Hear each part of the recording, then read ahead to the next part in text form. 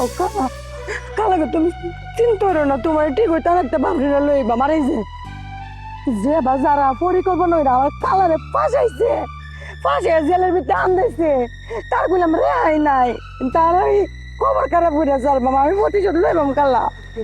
Sir এরা প্রত্যেকে প্রতিশোধ নেওয়ার চেষ্টা করছে, দেখে গ্রেফতার করুন। উমায়া ওরা গ্রেপ্তারে ডরায় না, আপনারা কোনো আঙ্গগতা রাখলেন না। এই আপনারা কি এখান থেকে যাবেন না আমি আরো কঠোর হব? আমার সাথে সাথে কেউ আসবেন না, ঠিক ঠায় দাঁড়িয়ে থাকবেন। এই চলো। কুকা তুই ভালো থাকিস, তোরে খুব মিস করবাম। ফুলমতি তোরে ছাড়া আমি কেমনে বাঁচুম রে?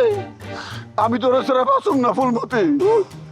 শুরু হচ্ছে কালো বেশি বললাম ডং করুন না যে আপনার ডং করলাম দারুকে সব বুঝেছে মাকে বললাম যেটা বেশি দিব। অনফাজলামি করবি না, অনফাজলামি করবি না, মিরাজ খারাপ আছে, জেলে যাওয়ার কথা আমার, আমি গেলাম না, ফুলমতি যেতেছে। আমি ভালো উকিলে বন্দোবস্ত করতেছি, জামিনের ব্যবস্থা খোকা ভাই আপনারা করালন। আগে তোমার শাশুড়ে নাক বরাবর একটা ঘুষি মেরে রক্তাক্ত করবা, তারপর জামিনের ব্যবস্থা এমনি হইব। সকাল ঝামেলা অনেক বসে আর বেশি ঝামেলা ভালো লাগতো না, সবার আগে আমার কালারে ছুটে আনুন লাগবো।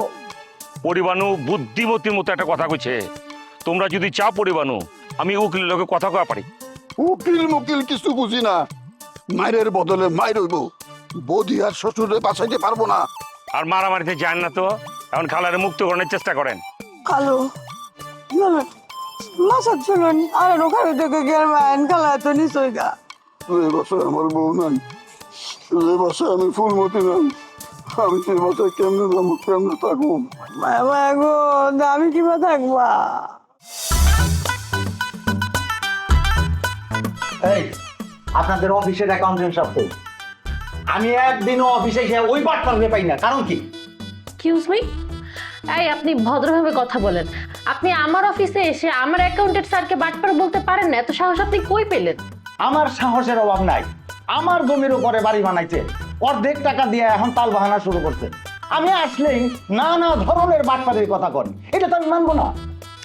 এখন ফ্ল্যাট তেমন বিক্রি হচ্ছে না, দ্যাটস ওয়াই কোম্পানি একটু ঝামেলায় পড়েছে। 2-4টা ফ্ল্যাট বিক্রি হলেই আপনি আপনার টাকা পেয়ে যাবেন। টাকার জন্য অধৈর্য হলে তো আপনি আপনার টাকাটা পাবেন না। আপনি ফ্ল্যাট বিক্রি করে আমার টাকা পরিশোধ করবেন এমন তো কথা ছিল না।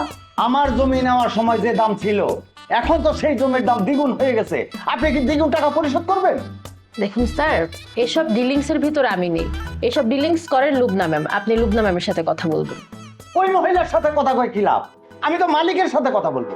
মালিকটা খুব ভালো ছিল, এখন শুনছি মালিক আর অফিসে বসে না, এখন বসে তার ছেলে। ওই বাটপারটা কই? ওই বাটপারের সাথে আজকে দেখা করে তারপর আমি অফিস থেকে যাব। কি ব্যাপার? আপনি এখানে এভাবে চিল্লাচিল্লি কেন করছেন? এটা ভদ্রলোকের অফিস, কোনো বাজার না। আপনি কথা বলবেন একদম ভদ্রভাবে বলবেন। আর এত বড় সাহস আপনি কোথায় পেলেন? আমার বসের ছেলেকে আপনি বাটপার বলছেন?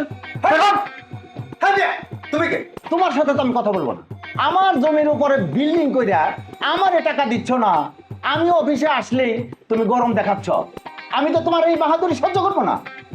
আপনার টাকা কিস্তিতে প্রদানের এগ্রিমেন্ট করা হয়েছে, এন্ড 3 কিস্তিতে আপনার অর্ধেক টাকা কিন্তু পরিশোধ, বাকি টাকাটাও আপনাকে পর্যায়ক্রমে পরিশোধ করে দেওয়া হবে।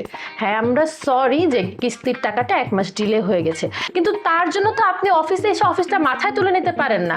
আপনি তো রীতিমতো অন্যায় কাজ করছেন। আমি অন্যায় করতেছি? এত বড় কথা, আমি আজকেই যে মামলা করব। কি মামলা করবেন?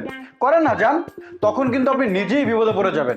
কারণ কোম্পানি ডিফল্টার হলে কোর্ট রায় দিবে কোম্পানিকে অল্প অল্প করে টাকা পরিশোধ করে দেওয়ার জন্য, আর আমরা কোর্টের নির্দেশ অনুযায়ী টাকা পরিশোধ করব। তখন কিন্তু আপনার কিছু করা থাকবে না।